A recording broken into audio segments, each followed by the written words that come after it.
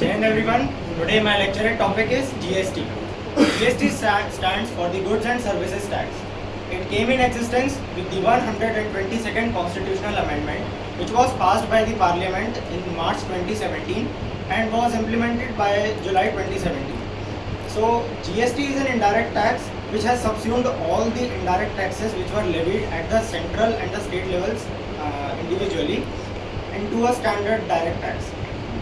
So the taxes which were replaced by the implementation of GST included the customs duty, the excise duty, and service tax, and some of the other taxes. Since GST sounds like an economic reform, but it has far more political and social benefits as well.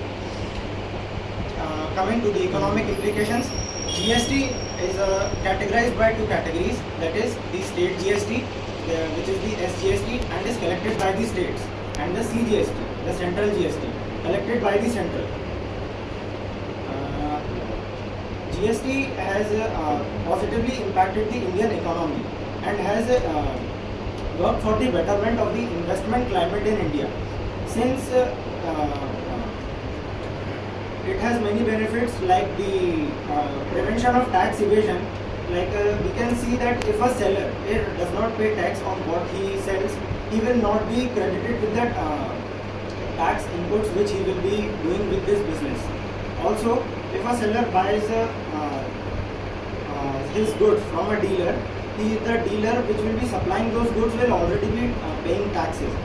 So there is reduced possibilities of secret transactions regarding this tax evasions and all.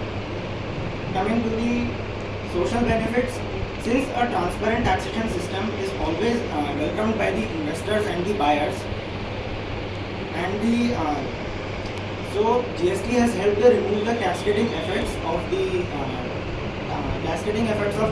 taxation, like tax over tax, which is the multiple layers of taxation over each step of sales, like the manufacturing and the agents which will be supplying goods from these farmers to the market and all.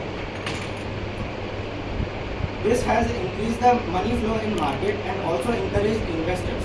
In conclusion, I would like to say that GST which comes in 5 slabs, these slabs should be reduced and can be simplified further for the boost of the Indian economy.